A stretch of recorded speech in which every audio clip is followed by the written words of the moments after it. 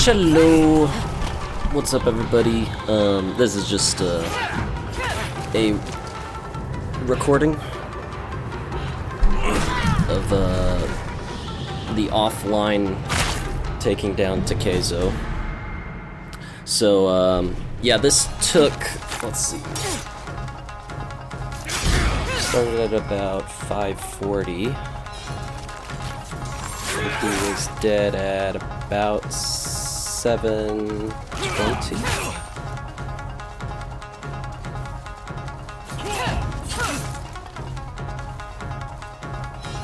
So a little under 2 hours, plus the however long it was prior to that. So I guess total time was about what, 2.5 hours, I would say. So yeah, come to realize, like, he really does feel like just a boss that you're supposed to be fighting. Like, I guess he's scaled seemingly to after you've like totally leveled up and I guess beaten the game, possibly, because his, first of all, his dialogue in the campfire scene, I guess, sort of implies how, like, he's been watching you in your journey, like, or at least, you know, acknowledges the Yotei 6 that you've defeated, and I only have defeated technically 2 up to this point. And so, seemingly he's, I would think that, like, he denotes, if you had beaten the game by this point, he'll denote, like, that you've beaten all the Yotei 6. So basically, he's acknowledging, like, oh, okay, so you've defeated the game. Now you have the right to face me. But yeah, this is just an incredible fight. This is like probably my favorite fight in either of the games. I can't even, like, maybe the final boss of Iki Island. I forget her name, but she was really cool. But holy god. I think this trumps it like 5 times over. Definitely put me into the Souls boss rage mode of just like hyper-analyzing all the patterns, every single thing he can do, not just like has a habit of doing, but like any possible variation of things that he can do, and just basically systematically, you know, just like as I do with most Souls bosses, just like systematically designing a general game plan of like, okay, so flow charting, if this happens, then I'll go for this, and if that is the result, then I'll go for that, and just so on and so forth, until basically I got a general game plan that felt pretty solid. Like, there was only maybe, like, by the end of it, there was only like 1 or 2 instances where it just kind of deviated. And it was just like, honestly, it just was a result of like jank, or like it was a little buggy. I actually broke him at one point, and I did a separate recording of that I'll put in here. But I literally broke him, and it was like during the blizzard phase, and I had like full resources, so I just like, it completely boggled me for a second. I'm just like, okay, wait a minute. How can I take advantage of this? How can I now remove myself from my normal boss rage mode and put myself in a you know, like take full advantage, lie, cheat, and steal my way to victory, and it cost me. But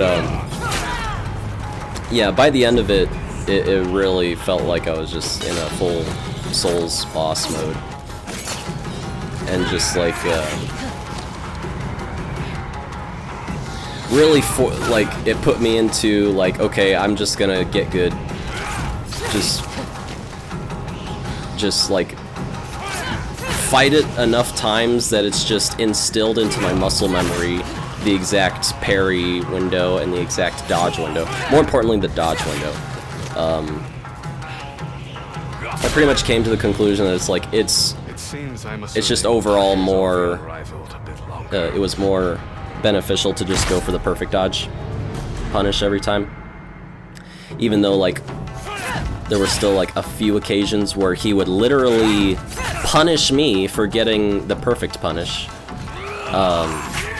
I would just like bear that in mind of like, okay, so that's a possibility. I'll have like a kunai or whatever, and understand like the follow-up patterns to at least put myself in a situation where I don't die as a result.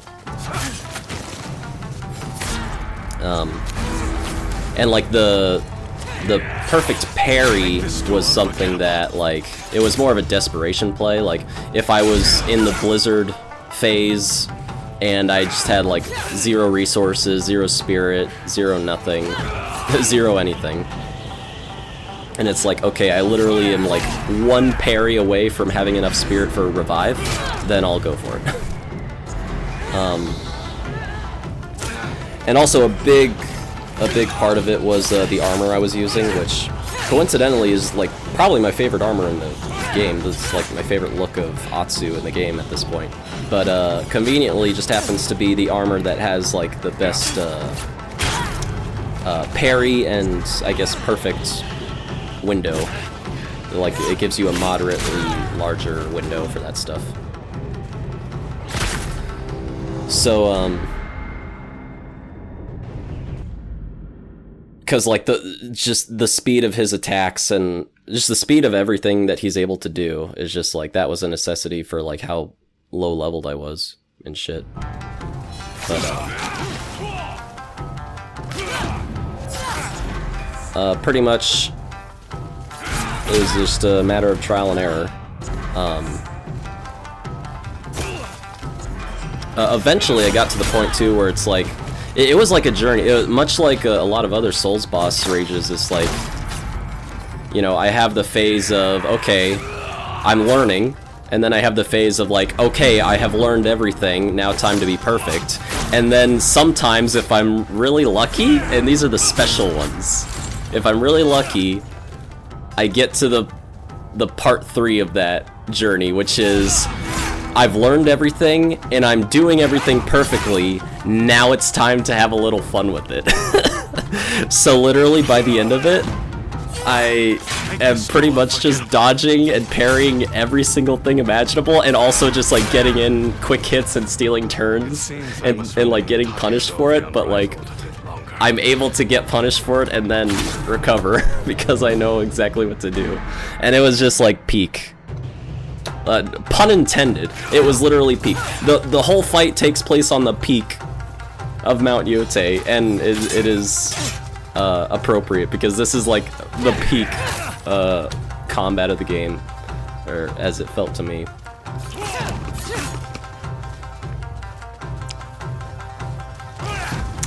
And yeah, it was basically just through the process of elimination. Like, Odachi hits like a truck, but it's literally too slow even for the perfect dodge window. Like, the attack animation is too slow, he's able to hit you out of it. Which he's two-shotting me anyway. During the Blizzard phase, he's one-shotting me. Kusarigama, same thing. Like, even the dual katanas were too slow. Like, literally the katana was the fastest thing that I could consistently get a punish every single time. It's funny how her hand is not actually holding the katana there properly.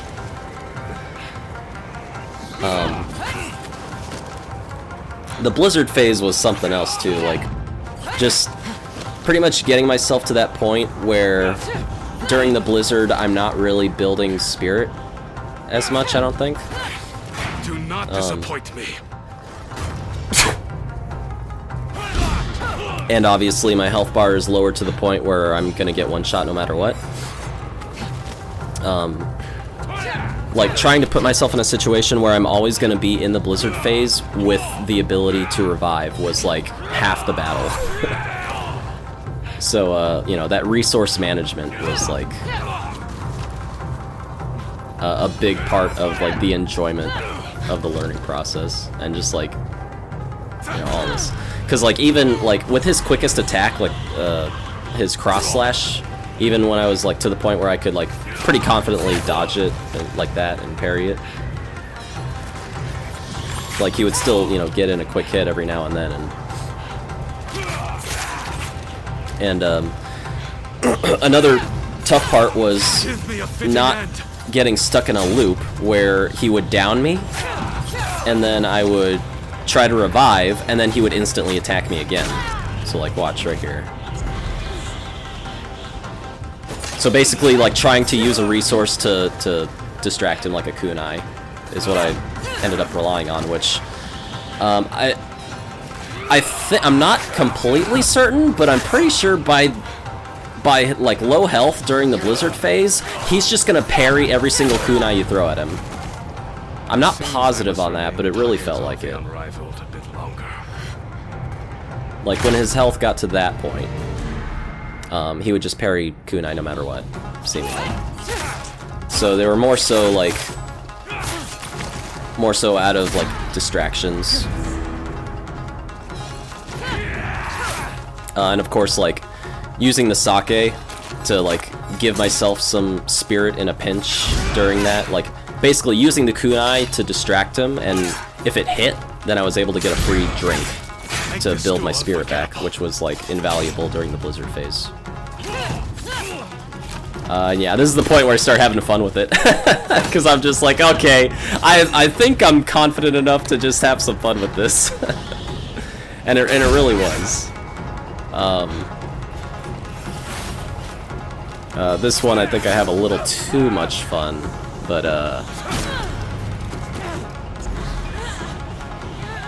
yeah, I'm sure all of this feels a lot more natural if you're like in the end game and you're just like fully maxed out on your stats and everything.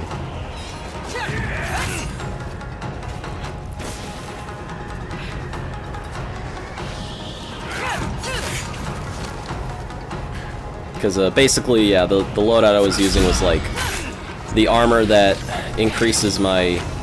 Yeah, there's a cheap trick to try to get my spirit back, just to make sure I have a revive during Blizzard.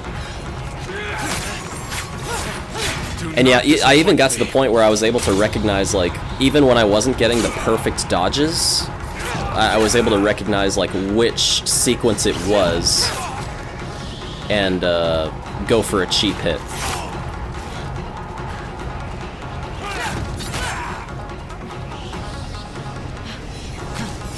Like, even during those. And, like, so, like, there's one sequence where he goes for an orange that's, like, pretty easy to telegraph. But, and, I'm able to get a hit. But even if I don't get the punish, like, there, I know that he's gonna go for the disarm attack afterward, almost every single time. There were a few times where he didn't. And so I know exactly where to go and get a punish from that. So it was almost at that point, it was more beneficial to miss the perfect dodge and get 2 hits. But it was tough because then there's another unblockable sequence where he will always go for 2 parries afterward. Which again, like, if I try to go for a parry, I might get it. But if I go for a dodge, then I'll get it anyway.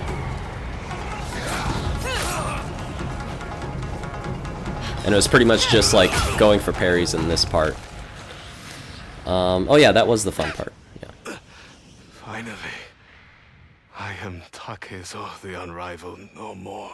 You fought well. I did, didn't I? Look at that view.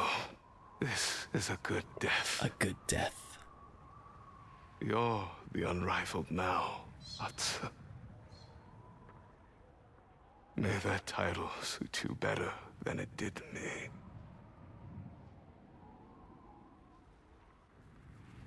Absolutely my favorite fight in the whole game. This was an absolute joy to learn and to get good at. Yeah. Takezo the Unrivaled. Frickin' awesome. Anyway, yeah, thanks for watching the video, and I'll see you guys on the stream.